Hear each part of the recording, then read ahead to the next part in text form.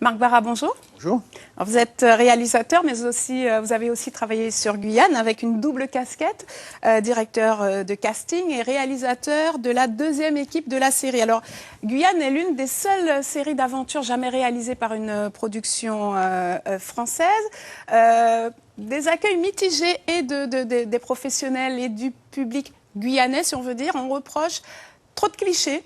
Est-ce que c'est ce qu'il faut, des clichés, pour attirer les productions françaises? Je ne sais pas si ce sont des clichés. En tout cas, la Guyane attire par rapport à tout ce qui est présent en termes d'aventure. Et c'est vrai que les scénaristes et réalisateurs métropolitains, en tout cas de l'Hexagone, aiment bien l'aventure. Et la chaîne Canal+ voulait une nouvelle série d'aventures, contrairement à ce qu'elle fait d'habitude, les séries policières.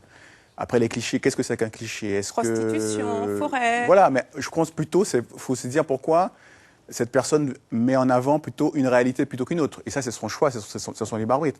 Après, tout ce qui se passe dans la série Guyane, je suis désolé, ça peut se passer très bien. Et c'est même pire en réalité. Donc, je crois que là-dessus, on ne peut pas trop parler de clichés. Après, moi, effectivement, l'or a déjà été souvent utilisé. Par vous, d'ailleurs, dans votre Par moi, dans mon film Orpailleur, il y a eu cette odeur pure. Donc aujourd'hui, maintenant, avec la série Guyane, je pense que le sujet, quand même, est maintenant un peu vu et revu donc, au niveau de la thématique de l'or. Donc je pense qu'après ça, il n'y aura plus de films sur l'or. En tout cas, ça sera très compliqué de faire un film sur l'or. Mais voilà, ce sont des thématiques universelles. L'aventure, l'or, ça fait rêver tout le monde. Donc je comprends qu'on puisse s'y attarder. Alors voilà. Comment expliquer qu'en un an, on peut parler aussi, on peut citer La vie pure de Jérémy Bonster et Stanley Kopett. Vous parlez, il y a Maroni qu'on a vu, Guyane, La loi de la jungle. Est-ce que la Guyane est à la mode ou est-ce que c'est un hasard? Je pense que c'est pas qu'un hasard parce qu'effectivement le fait de venir tourner en Guyane, eh bien, les producteurs disent que c'est possible de tourner en Guyane. Il y a les structures, il y a les techniciens formés, et de plus en plus, parce qu'à chaque film, on forme d'autres techniciens, donc il y a un effet d'entraînement. C'est vrai qu'après, entre Jean-Galmo Aventurier, en 89, il n'y avait plus rien eu jusqu'en 2000. En 2000, il y a eu Le Vieux Caisé des Romans d'amour, la grosse production franco-américaine avec Richard Dreyfuss, une grosse production, tournée en Guyane. Après, il n'y a plus rien eu pendant 8 ans, il y a eu Orpailleur. 2 ans plus tard, il y a eu 5 kilos d'or pur. Plus rien pendant 5 ans. Et après, bien sûr, la série déjà... Guyane, Maroni. Guyane, voilà. Donc il y a un effet d'entraînement. Coup de bol.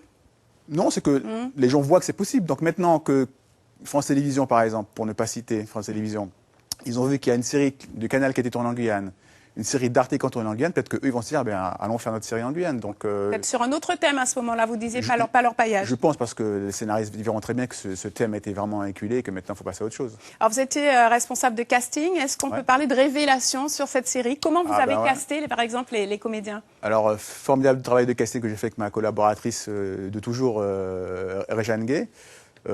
Déjà par rapport à notre vivier d'acteurs locaux qu'on connaît, amateurs, professionnels, donc déjà j'avais fait un inventaire pour la production. Et puis après, c'est en fonction des profils des personnages. Elle caster des gens qui sont eux-mêmes parfois le personnage dans leur vie, qui ressemblent à un trait de caractère du personnage. Et donc, il y a beaucoup de castings sauvages qui sont faits comme ça Et des révélations sur cette série? Oui, on a plusieurs révélations. Il y a Yvan Télémac qui joue le rôle de Tomasigno. Vous le verrez dans l'épisode 5 surtout, qui sera diffusé la semaine prochaine, qui est le Al Pacino guyanais. Tout le monde en est fou. Il y a Marielle Salmier qui a confirmé. Il y a Lovadja aussi. Non, Lovadja, il tourne dans Maroni, mais il y a quand même au moins, sur les 52 rôles du film, il y avait 48 rôles en Guyane. Bien sûr, les 4 principaux sont de métropole, mais tout le reste, les personnages sont en Guyane. Est-ce que, enfin, à votre avis, une histoire d'amour à Cayenne peut intéresser des producteurs de l'Hexagone? Bien sûr, TF1 fait coup de foudre un peu partout dans le monde, coup de foudre à Bora Bora, donc on peut déjà leur dire, venez tourner coup de foudre à Montjoly ou à Amiens-Montjoly, voilà. Merci. Il faut se raconter. Merci Marc Barra d'avoir accepté notre invitation.